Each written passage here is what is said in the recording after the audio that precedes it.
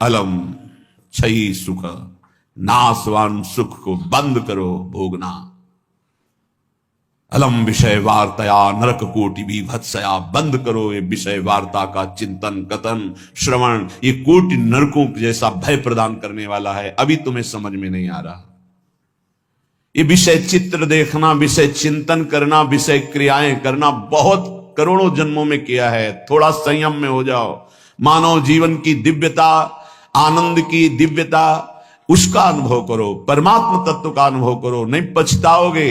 यहां से कुछ नहीं जाना। कह रहे हैं अलम क्षयी सुखा प्रदैर युवती पुत्रादिकैर। ये बहुत बड़ा आकर्षण है हर हृदय में काम का। विपरीत शरीरों को भोगने की प्रबल इच्छा, यही हमारी दुर्गति कराती चली आई है। इसी का आकर्षण रोकना है। यदि हृदय में यह आकर्षण बना रहा, काम सुख के भोग के लिए विपरीत शरीरों के आकर्षण, शरीरों को भोग करके आनंद की अनुभूति करने की इच्छा, ये दुर्गति करा देती है। दुर्गति ये ऐसा दलदल है, इस दलदल में प्रथम बार जब से उतरे आज तक नहीं निकल पाए।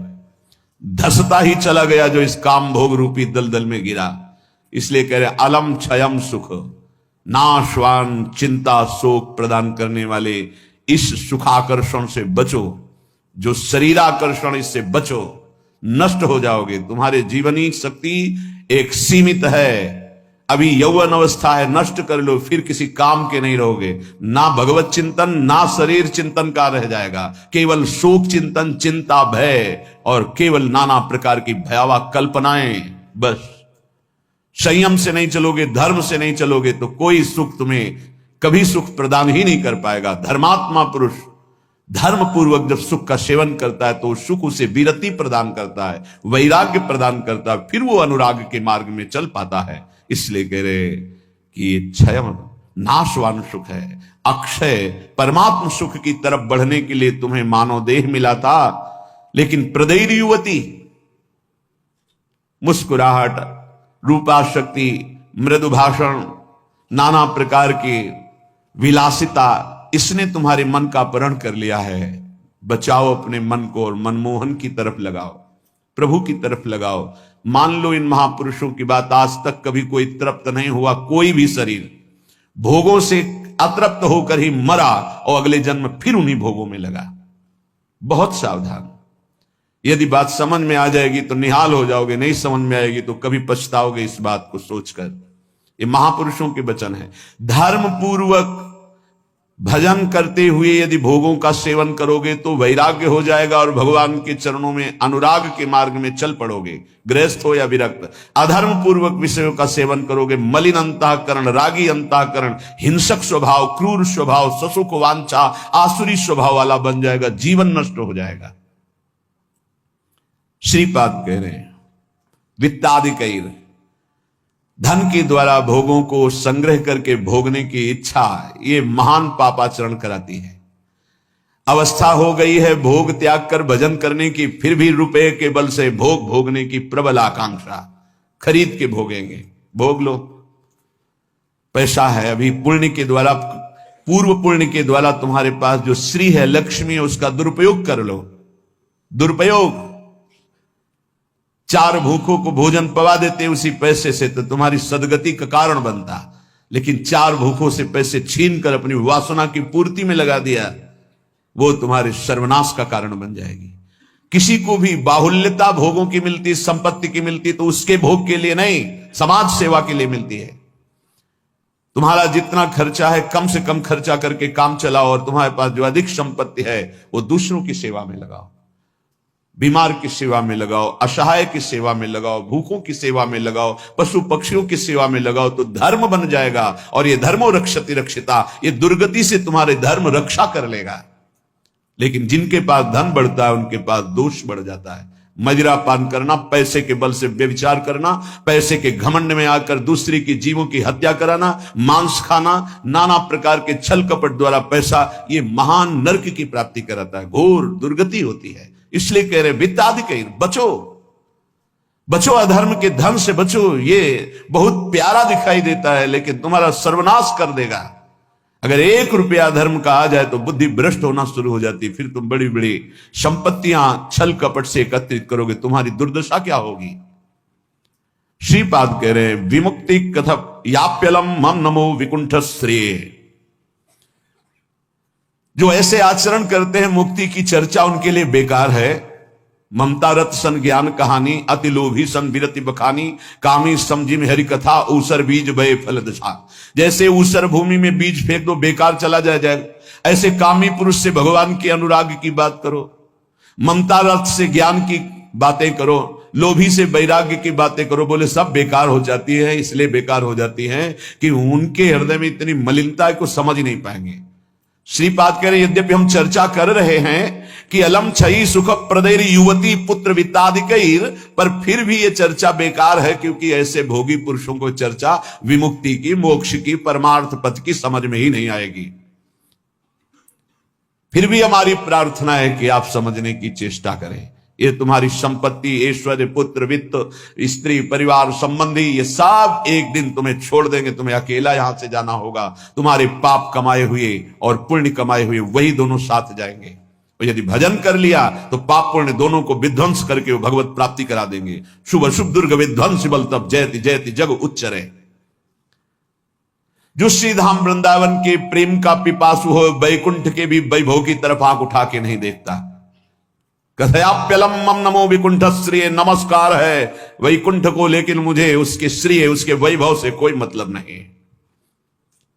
परम तु ही भवे भवे भवतु वार्षभाण्यथ, वृषभानु की पुत्री श्री लाडली जू किशोरी जू, परंतु मेरा मन श्री किशोरी जू के चरणारविंद में, जहां ब्रजेंद्र नंदन श्री लाल जो महाराज मुकुट झुकाए हुए हैं, रसघन मोहन मूर्तिम विचित्र केली महोत्सवोल्लसितम, राधा चरण विलोडित रुचिर शिखंडम हरिम वंदे। मैं श्री किशोरी जू महारानी जू के चरणों की उपासना करता हूं, जिनके चरणों में ब्रजेंद्र नंदन मोर मुकुटधारी स्वयं लाल जू महाराज सर झुकाए हुए हैं। वही वृंदावन मेरा जन्म जन्म की आकांक्षा है, वही मेरा सर्वस्व वृंदावन है, जहां मेरी प्यारी जू और प्यारे जो विराजमान हैं। मुझे नहीं चाहिए वैकुंठ न वैकुंठ का वैभव। अब भी समय है। उपासक यदि आर्त भाव से भगवान से प्रार्थना करे तो प्रार्थना से बहुत जल्दी परिवर्तन होता है। भगवान सत हैं, चिदानंद हैं, प्रेमानंद हैं, करुणामय हैं, और एक भगवान का नाम है भक्ता अनुग्रह कारिणो। जो उनसे प्रार्थना करता है उस पर अनुग्रह कर देते, लेकिन प्रार्थना वही सुनी जाती है जो आर्त भाव हृदय से होती है। सच्ची मानना, तुरंत परिवर्तन देखा गया है। ये हम अपने जीवन की सैकड़ों बार की बात कह रहे हैं। जब कभी ऐसा आया है और प्रार्थना हुई है, मिनट पूरा होना मुश्किल हुआ है और उस प्रार्थना का उत्तर तत्काल मिल गया है। एक बार तो बस प्रार्थना करके हटे कि वह तुरंत उत्तर आ गया, वो ऐसे से ऐसा, अच्छा अच्छा, तत्काल तत्काल। बस अंतर यह होता है कि हम हृदय से प्रार्थना नहीं कर पाते।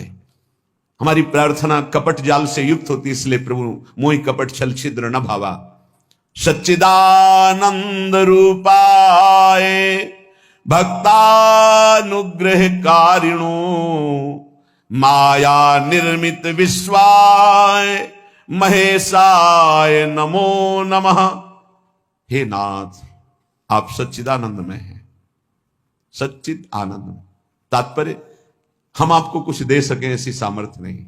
सच्चिदानंद को, हे पार्थिव जो मायाकृत पदार्थ हैं, भोग सामग्री, ये भ्रम हटा दीजिए। हमने कई बार प्रार्थना किया है, ये केवल हमारे भावों को प्रकट करता है, इसलिए वस्तु सामग्री का महत्व है।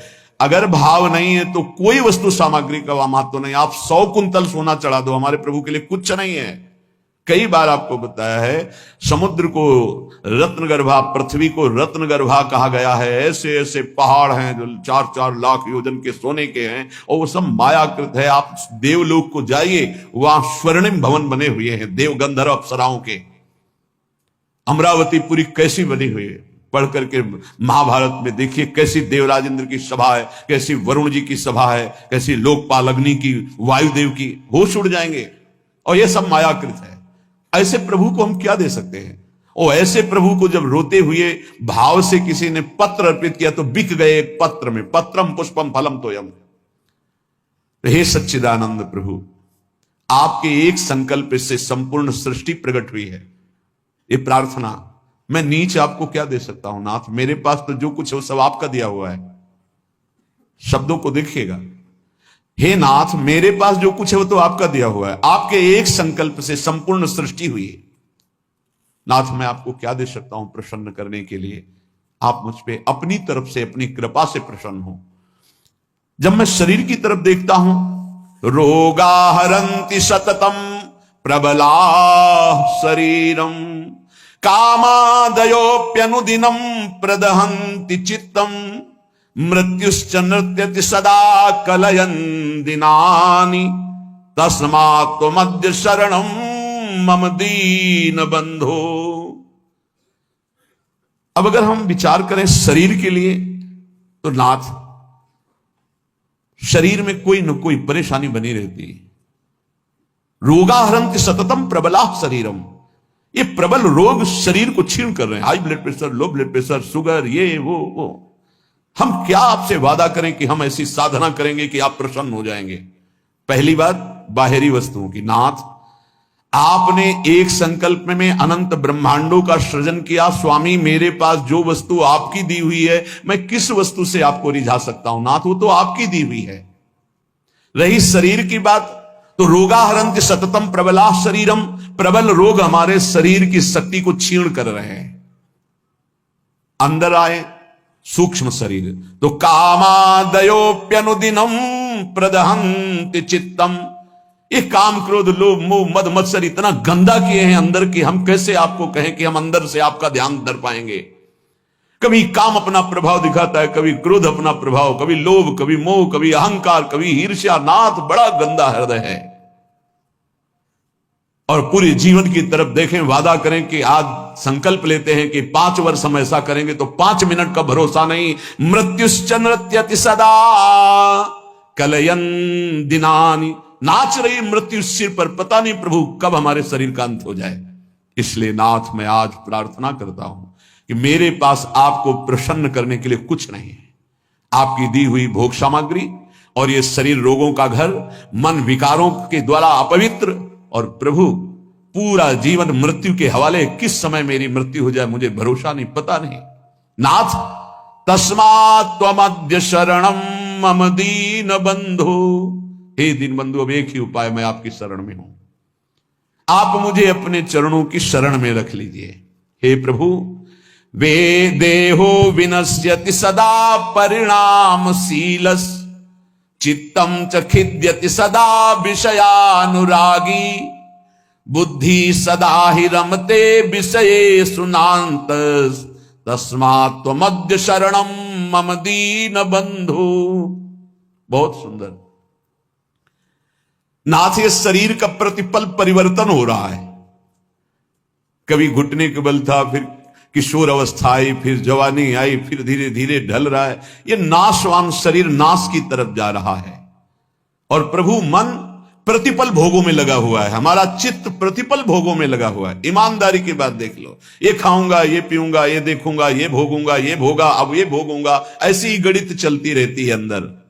और मेरी बुद्धि बस एक ही बात, इस विषय को भोगने में ये सुख है निश्चय करती है, विषयों में सुख है। मारा गया प्रभु, मारा गया। कुछ भी ऐसा नहीं है जिस पर मैं टिक सकूं। शरीर टिक नहीं रहा क्योंकि नाशवान प्रतिक्षण नाश की तरफ जा रहा। मन प्रतिक्षण भोगों का चिंतन कर रहा। बुद्धि यही निश्चय करा रही कि भोगों में, रुपया में, घर में, मकान में, स्त्री में, पुत्र में, शरीर में, इन्हीं में सुख है। नाथ कभी मैं आत्मा राम नहीं बन सका, अर्थात अपने स्वरूप को नहीं जाना कि मैं कौन हूं। इसलिए दीन बंधु अब आपकी शरण में हूं, बचा लीजिए मुझे। हे नाथ मैं आपकी शरण में हूं। आयुर्विनश्यति यथा मघटस्तथोयम, विद्युत प्रभेव चपला बद यौवनश्री, वृद्धा प्रधावती यथा मृगराज पत्नी, तस्मात् त्वमद्य शरणम मम दीन बंधु। प्रभु जैसे कच्चे घड़े के प्रभाव को जानो, कि पानी डालते ही वो फैल जाता है, डस्ट हो जाता है। कच्चे घड़े में पानी नहीं टिकता। नाथ, इस तरह मेरा शरीर है, कच्चे घड़े की तरह, पता नहीं कब फूट जाए। जैसे पानी का बुलबुला बढ़िया दिखाई दे रहा है, लेकिन किस क्षण फूट जाए उसका भरोसा नहीं। बिल्कुल ऐसे ही विद्युत प्रभेव चपला बत यौवन श्री, ये जवानी, ये वैभव बिजली की तरह है। इसको भी देखा, बहुत चंद दिनों में नष्ट होते देखा। ये जो श्री अर्थात लक्ष्मी है, चपला है, इसे चंचला कहा गया है। ये किसी एक जेब में बराबर नहीं टिकेगी। वही रुपया लाखों लोग कह चुके हैं कि मेरा है, और लाखों कहेंगे मेरा है, वो बदलता चला जाएगा, चपला है। आयुर्विनश्यति यथा मगटस्थ तोयम विद्युत प्रभेव चपला बत यौवन श्री। ये जवानी, ये रुपया, ये भोग सामग्री, ये वाहवाही किसी की ब्याही हुई नहीं है। आज जवान हो, कल तुम्हारी दुर्दशा हो जाएगी। आज धनी हो, कल मांग करके तुम्हें खाने की भी हिम्मत नहीं रहेगी, ऐसी स्थिति आ जाएगी। बहुत होश में। वृद्धा प्रधावती यथा मृगराज पत्नी, जैसे सिंहनी खाने को तैयार है, ऐसे रोग युक्त वृद्धावस्था तुम्हारा इंतजार कर रही। जब धक्का लगा के घर से बाहर कर दिए जाओगे, कर्म के परिणाम में कुछ भी तुम्हारा नहीं, कोई भी तुम्हारा नहीं। ऐसे कितने उदाहरण हैं। इसलिए अभी दीन बंधु प्रभु के नाम जपने का अवसर जप लो। अभी प्रभु की शरण में हो जाओ, तुम्हारा मंगल हो जाएगा। इस पर भरोसा मत करो। जब घटनाएं सुनते हैं तो लगता है कि लोगों को सीख लेनी चाहिए। अपने पुत्र को 10,000 करोड़ की संपत्ति कमा के दी, उसी पुत्र ने धक्का मार के बाहर कर दिया और रोता घूम रहा है कि हमें अपने घर में रख ले। हे भाई, हरिशरणम अगर ये जीवन में नहीं है तो तुम्हारा सब जीवन व्यर्थ चला जाएगा। आयाद व्ययोमं भवत्यधिको अविनीते, कामादयो हि बलिनो निबला समाद्या, मृत्युर्यदा तुदति मां बत किं बदेयम। हे प्रभु, ये जो रुपए की आय है, ये जीव को पागल बना देती है, धर्म से भ्रष्ट कर देती है। ये भी देखा है, जितना अधिक रुपया आएगा उतनी बुद्धि भ्रष्ट होती चली जाएगी। रुपये का सदुपयोग कोई महाभागवत कर पाता है? नहीं। रुपया बहुत बुरी तरह कर्म बिगाड़ देता है। जहां रुपया बढ़ा तो फिर कर्म बिगाड़ देता है, कुछ नहीं, भारी प्रमाद। ये जो आप लोग बैठकर सत्संग सुन रहे हैं, बड़ी भगवत कृपा है जो आप यहां आकर के सत्संग सुन रहे हैं। भगवत कृपा। संसारियों को भगवत चर्चा सुनने की ना प्रेरणा होती है, ना इच्छा होती है, ना समय दिया जाता है। और जिसे सत्संग नहीं मिला जीवन में, उसका जीवन कूड़ा बना रहता है। गंदे आचरण, गंदा खाना पीना, गंदा व्यवहार। भगवत प्राप्ति करना है, भजन करना है, ऐसा कहीं चिंतन ही नहीं है, कहीं चिंतन नहीं। बस कमाना, ये सत्य है संसार, ऐसा भाव। कमाना है, मकान बढ़िया बन जाए, रुपया बैंक बैलेंस हो, अमुक कार्य सोचते सोचते मर गया, फिर अगला जन्म हुआ, फिर यही सोच। कब तक चलता रहेगा? आयाद व्ययोमं भवत्यधिको विनीते। और जब आय अधिक होने लगती है और बुद्धि व्यभिचारी हो जाती है, धर्म से अधर्म की तरफ जाने लगती है, तो फिर उसका व्यय गंदे तरीके से होता है। गंदे तरीके से। जो धर्मात्मा पुरुष होते हैं उनका धन बहुत अच्छी तरीके से, सो धन धन्य प्रथम गति जाकी। क्या? अस्पताल खुलवा दिया निशुल्क, बढ़िया दवा, बढ़िया डॉक्टर, और जो असहाय गरीब है फ्री दवा उनकी, भोजनालय निशुल्क, किसी भी तरह का कोई छल कपट नहीं, जो रूखा सूखा सब फ्री पवार। ये धन का सदुपयोग। गौ सेवा, लाखों गौओं का, पशु पक्षियों का पोषण हो रहा है। ये विद्यालय खुलवा दिया, निशुल्क विद्यालय, फीस डॉक्टरों की, मास्टरों की, जो भी जैसे, वो सब अलग अपनी तरफ से।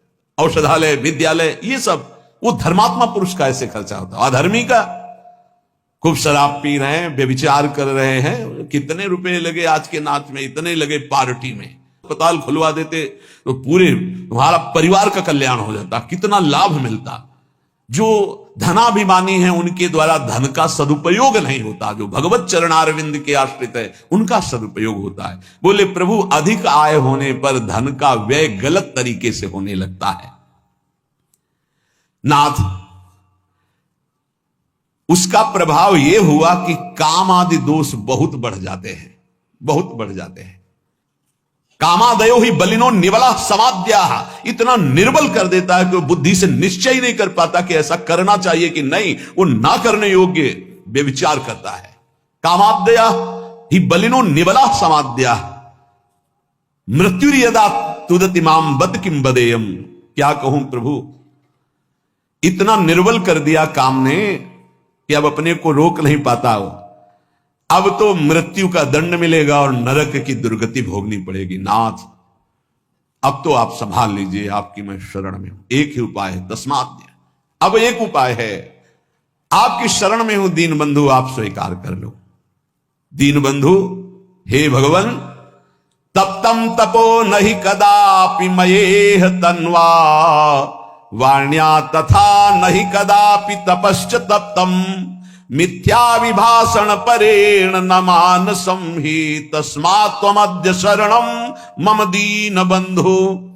प्रभु कभी किसी तीर्थ में जाके कष्ट रूपी तपस्या नहीं की। करना चाहिए हर गृहस्थ को, विरक्त को भी। आप गृहस्थ हैं, वृंदावन धाम आए, एक दिन तो उपवास कीजिए, पानी पी के रहिए, चाहे जितने करोड़पति हो। अगर लाभ लेना है तो बात हमारी प्रार्थना मान लीजिए। एक दिन में मर नहीं जाओगे। एक दिन उपवास करो, 3-4 दिन के लिए वृंदावन आए हो तो 24 घंटे केवल पानी पी के रहो। नहीं, ऐसी स्थिति है कि महीनों पानी नहीं जाएगा मुख में। बात मान लो, तुम्हारे कर्म भस्म हो जाएंगे जो अशुभ कर्म करते हो। वृंदावन आओ, हरिद्वार जाओ, काशी जाओ, तीर्थ यातन करो, करो अवश्य करो, जिससे तुम्हारी मलिनताएं नष्ट होंगी, लेकिन होटलबाजी मत करो। तीर्थों में जाकर के पिकनिक मत मनाओ, गंदे आचरण मत करो तीर्थों में। नहीं, पुरखा भी जो तुम्हारे कुछ ऊंचे होंगे ना, वो नरक चले जाएंगे। 21 पीढ़ियां तरती तो 21 पीढ़ियां नरक भी जाती है। तीर्थ याटन करने का लाभ वही ले पाता है जो तीर्थों में जाके तप करता है, कष्ट सहता है। एक दिन जल से व्यतीत करो, दूसरे दिन फलाहार करो, तीसरे दिन थोड़ा अन्न ले लो। कोई अपराध न बनने पावे, बचा के अपने पुण्य निकल जाओ। कोई दोष दर्शन न करो, किसी की निंदा न करो, कोई पापाचरण न करो। तीर्थ आए हो, किसी को जब तक साधु संग नहीं मिलता तो तीर्थों का भी लाभ नहीं ले पाते। वृंदावन धाम आए, मुख में मसाला खाए, 25 से थूक दिया, वैष्णव आ रहा जब करते, और उसके पैर में पड़ा, सारे सुकृत उस थूकने वाले के नष्ट हो गए। दोना में चाट खाई, परिक्रमा मार्ग में फेंक दिया। उनको क्या पता है कि कहां क्या है। दीवाल में ऊपर लिखा है राधा, और वहीं खड़े लोग संग, तुम्हारे पुरखा भी सुकृतहीन हो जाएंगे जो तुम आचरण कर रहे हो, क्योंकि तुम्हारे भाव का संबंध है वहां से। बहुत सावधान। तीर्थों में लाभ तभी ले सकते हो, लघु शंका बहुत देख के, कहां करें, थूकना बहुत देख के तीर्थों में जाए। पक्का एक दिन उपवास करे, एक दिन फलाहार करे, एक दिन थोड़ा सा अन्न, और वो भी पवित्र अन्न। ऐसा नहीं कि आदेश कर दिया खूब छौंक बघार के, प्याज लहसुन हो, ये वो। तीर्थ याटन करने गए हो, ऐसे थोड़ी जाया जाता है तीर्थ याटन। मनोरंजन के लिए मत जाना कभी हरिद्वार, ऋषिकेश, काशी और वृंदावन। मनोरंजन के लिए मत आना। अगर मनोरंजन के लिए आए हो तो जितने सुकृत हैं सब नष्ट हो जाएंगे। यहाँ का होटल लिया और वही सब करते हैं जो बंबई कलकत्ता में करते हैं। बंबई कलकत्ता नहीं है, ये नित्य विहार स्थली प्रिया प्रीतम के। एक सुकृत करोड़ों सुकृत के बराबर, और एक पाप करोड़ों पाप से भी भारी पड़ेगा यहां। इसलिए होश में। तो कह रहे प्रभु, तप्तम तपो नहीं कदापि मयेह तन्वा। इस शरीर को कभी तपस्या के द्वारा कष्ट नहीं दिया, तीर्थों में जाके देना चाहिए कष्ट। माघ में देखो ना, बड़े बड़े सुकृतशाली वहां जाते हैं, पांडाल खोलते, संत महात्माओं का वास कराते, भोजन कराते, और 3 बार नहाते हैं। और माह महीने में गंगा जी का नहाना भारी तपस्या है। ऐसे एक डुबकी लगाओ तो लगता है सर है कि नहीं है, कुछ पता ही नहीं चलता, इतना ठंडा चल रही वायु। हाँ, गीजर में नहाने वाले गंगा जी में कब डुबकी मार पाएंगे। तो तीर्थों में जाते हैं, 8 बजे वहां से उठे हो, गीजर से नहा धो के पान वान खा के बाहर। ऐसे तीर्थ नहीं होते। 3 बजे तड़के जाओ, गंगा स्नान करो, बैठो भजन में, माला चलाओ। 3 दिन 4 दिन जो वृंदावन वास, तीर्थराज, प्रयागवास, काशीवास, ये कठोर तप पूर्वक किया जाता है। पर प्रभु कभी ऐसा नहीं हुआ। दीन बंधु, और वाण्या तथा नहीं कदापि तपश्च तप्तम, वाणी का कभी तप नहीं किया। शरीर का ये तप है तीर्थयाग, और वाणी का तप 2 घंटे 3 घंटे बैठ गए, खूब नाम कीर्तन किया, राधा राधा राधा। नाम कीर्तन में मन बड़े पुण्यात्मा पुरुष का लगता है। और नाम संकीर्तनम यस्य सर्व पाप प्रणाशनम, समस्त पापों को विध्वंस कर देता है नाम कीर्तन। तो वाण्या तथा नहीं कदापि तपश्च तत्तम, नाथ कभी शरीर से तो तप तीर्थों में किया नहीं, वाणी से कभी नाम कीर्तन का तप नहीं किया। पूरी चतुरासी जी गा लिए, सुधा निधि गा लिए, यमुना के तट पर बैठ करके आए 2-4 दिन के लिए और परिक्रमा लगाए, नाम कीर्तन में बैठे, नाम कीर्तन किया, ये कभी तप नहीं किया। मिथ्याभिभाषण परेण, जबान से झूठ बोलना, गाली देना, निंदा करना, पापाचरण करना, प्रभु शरीर से पाप, वाणी से, और मानसम ही, और मन से प्रभु पूछो मत, मन तो सदैव पाप ही सोचता रहता है। तस्मात् मध्य शरणम मम दीन बंधो, हे दीन बंधु ऐसे मुझ नीच को अपनी शरण में रख लो।